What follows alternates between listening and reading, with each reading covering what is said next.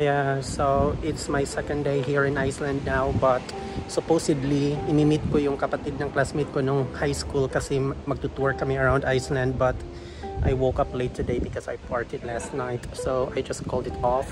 So instead, it's just gonna be a chill day. I'll just walk around, show you the capital city of Iceland in daylight. Kasi may sun tayo today, as you can see. And ano lang, lakad-lakad lang tayo. And puntahan natin yung parang high street nila or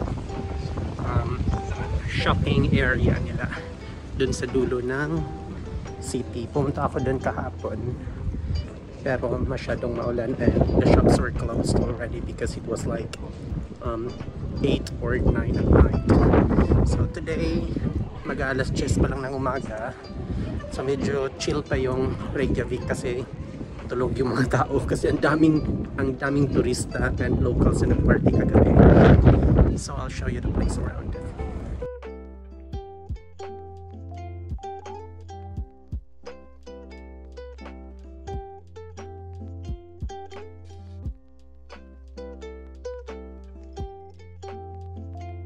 So just a quick story about what happened last night. I went to a queer club, or parang gay club siya, but it's a mix of straight and LGBTQ people. So the bar is called Kiki Q Bar.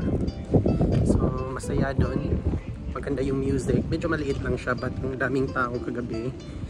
It was quite strange because para siyang it opened at 8 and then parang nag-peak around 10. The crowd died down around midnight and then biglang nag-crowded na naman siya around 2 o'clock and then the club closed at 4:15. However, for some reason I didn't get drunk last night. Siguro konti lang yung alcohol na nilagay at marami yung coke na nilagay nila. And I learned yesterday, election pala dito kahapon, so most probably today meron na silang bagong presidente. Ito ako pumunta kagabi guys, dyan sa rainbow na building.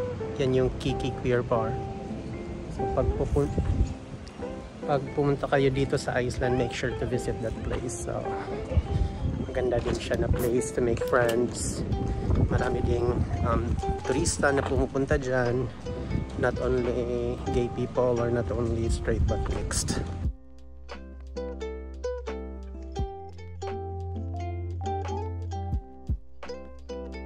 Heading down to the seaside na ako guys.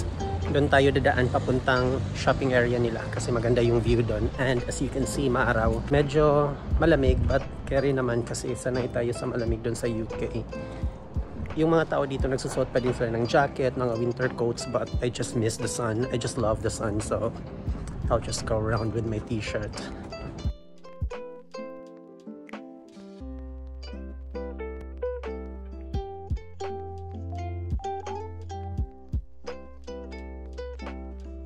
I'm hoping ganito kaaraw bukas para makapag-book tayo ng tour. I am thinking of going whale watching and dolphin watching tomorrow kasi parang sure na maganda yung panahon bukas according to the forecast. Sana ganito siya kaaraw so we can enjoy the activity. I will decide later throughout the day if itutuloy ko yung whale watching tour kasi ayokong mag-book and then baka ma-cancel or they will need to move it to another day because of the weather or the wind condition. I don't have a lot of time to spend here in Iceland, so I have to make sure na matutuloy siya bukas.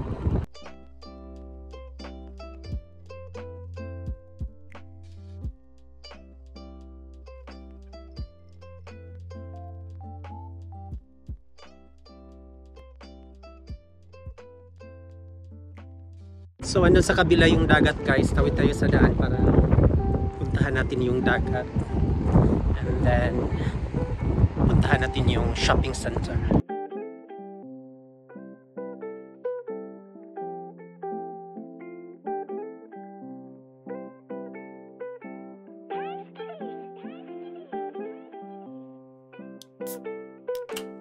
Na tayo sa dagat guys, I'll show you.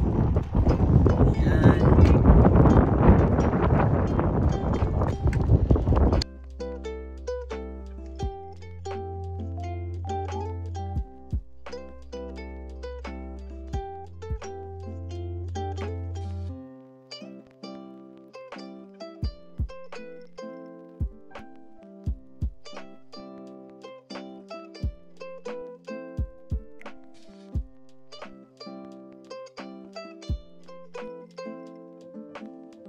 Just a little fun fact about Iceland, guys. Yung population dito is around 300,000 lang. So, konting-konti lang talaga. And crime rate is very, very low. And according to my research, wala daw ano dito, walang prison. Meron siguro, but siguro walang mga tao doon, or very few people are incarcerated here in Iceland. And another funny fact is meron silang Museum of Penis, but it's not for free, so I don't think I'll go there. So you can research those to validate. So, papasok na tayo guys sa shopping center nila, or parang shopping area. So dito mo makita yung mga H&M, Boss, I think meron ding Zara dito. So let's go around.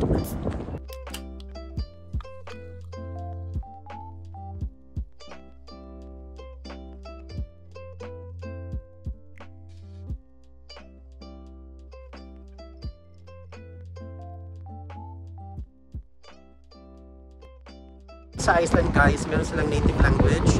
At the same time, marunong sila mag-English. So, when you travel here, it's not difficult because everyone can speak, almost everyone can speak English.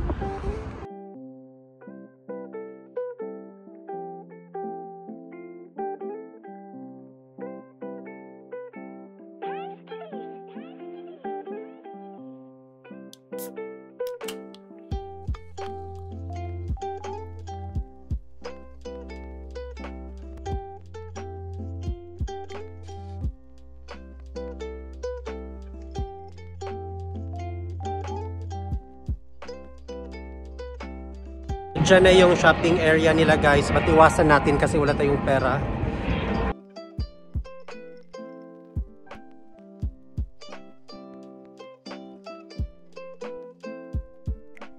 Next nating puntahan guys, yung parang may lake doon sa dulo. I think maganda yung view doon. Let's go!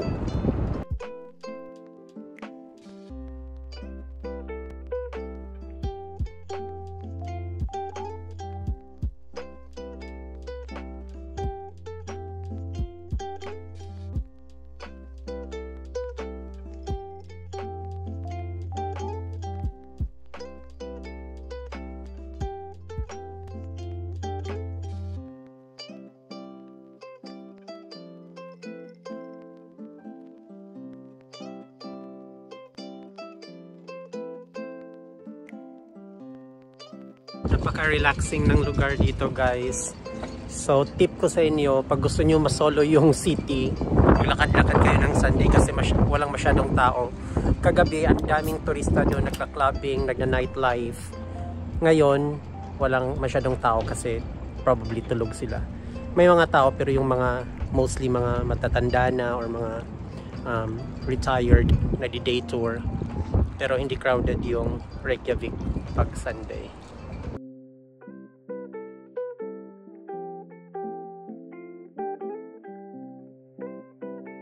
Natapos ko na i-tour itong side na to sa Reykjavik. Punta naman tayo sa opposite side. Daanan natin ulit yung center, yung may rainbow street at yung may church.